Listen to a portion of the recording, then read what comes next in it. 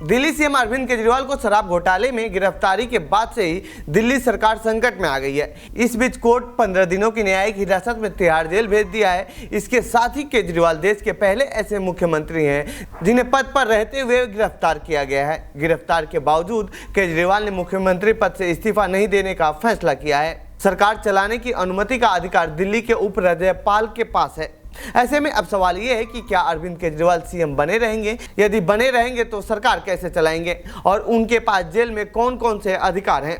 तो आइए जानते हैं इस रिपोर्ट में इन्हीं सभी सवालों के जवाब। विकल्प नंबर 1, अरविंद केजरीवाल को तिहाड़ जेल भेजे जाने के बाद से दिल्ली सरकार पर संकट गहरा गया है। इससे पहले दिल्ली के डिप्टी सीएम रहे मनीष सिसोदिया और स्वास्थ्य मंत्री रहे सत्येंद्र जैन शराब घोटाले में तिहाड़ में बंद हैं। लेकिन इन्होंने अपने अपने पद से इस्तीफा दे दिया है। लेकिन अरविंद केजरीवाल सीएम की कुर्सी छोड़ने को तैयार नहीं है। यदि दिल्ली के उपराज्यपाल अनुमति देते हैं तो जेल के अंदर एक विशेष व्यवस्था के तहत अरविंद केजरीवाल सरकार चला सकते हैं। लेकिन ऐसा होता दिख नहीं रहा है, क्योंकि उपराज्यपाल पहले ही बोल चुके हैं कि सरकार जेल के अंदर से नहीं चलाई जा सकती। हालांकि जेल के अंदर मीटिंग और फाइल देखने जैसी व्यवस्था जेल के मैनुअल में फिलहाल नहीं है।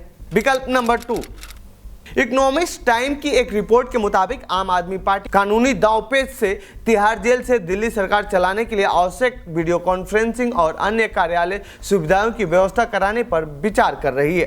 इससे पहले सबसे चर्चित के सहारा प्रमुख को तिहाड़ जेल से अपने ऑफिस को संचालित करने की अनुमति दी गई थी, ताकि वो न्यूयॉर्क और लंदन में अपने लग्जरी होटलों को बेच सकें। इसके लिए कोर्ट ने जेल में ऑफिस मुहैया कराने के आदेश दिए थे। यदि कोर्ट इसके लिए तैयार होता है तो भी केजरीवाल सीएम बने रह सकते हैं और दिल्ली सरकार से संकट टल सकता है। हालांकि जेल प्रशासन चाहे तो कोर्ट के आदेश के बिना भी प्रिजन एक्ट 2000 के तहत अरविंद केजरीवाल को सीएम ऑफिस चलाने की अनुमति दे सकता है। हालांकि इसमें पेच ये है कि उसे उपराज्यपाल की अनुमति चाहिए होगा।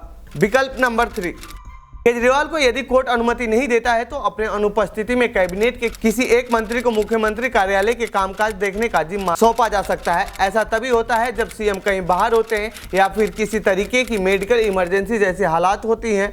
लेकिन इसके लिए भी उन्हें दिल्ली के उपराज्यपाल या राष्ट्रपति से अनुमति लेनी होगी। लेकिन ये अनुमति मिलने के कम चांसेस हैं, क्योंकि उपराज्यपाल पहले ही अरविंद केजरीवाल के खिलाफ मोर्चा खोल रखा है। विकल्प नंबर 4, अरविंद केजरीवाल की पार्टी के पास चूंकि बहुमत है तो उनके पास एक विकल्प ये भी खुला हुआ है कि वह अपने पद से इस्तीफा देकर अपनी जगह किसी और को सीएम बना सकते हैं। इसके लिए बहुमत का आंकड़ा जरूरी है। चूंकि आपके पास बहुमत है तो इसमें कोई दिक्कत नहीं आएगी। हालांकि आम आदमी पार्टी ने इस विकल्प से इनकार किया है और केजरीवाल सीएम पद को न छोड़ने की जिद पर अड़े हुए हैं।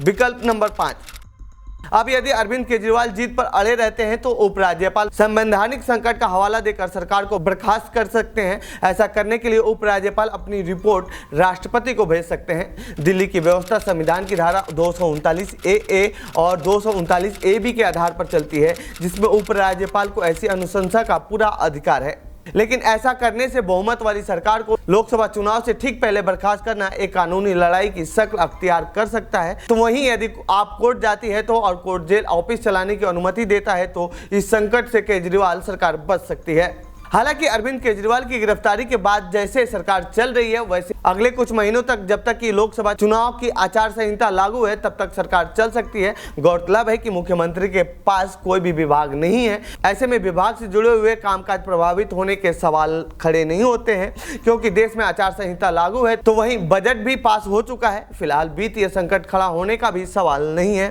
तो ये थी अरविंद केजरीवाल और दिल्ली सरकार से जुड़ी हमारी रिपोर्ट। आपको कैसी लगी ये रिपोर्ट कमेंट बॉक्स में बताएं। साथ ही इस पूरे मामले पर आप क्या कहना चाहते हैं कमेंट बॉक्स में लिख के। बाकी देश दुनिया की खबरों के लिए बने रहिए जनसत्ता के साथ। धन्यवाद।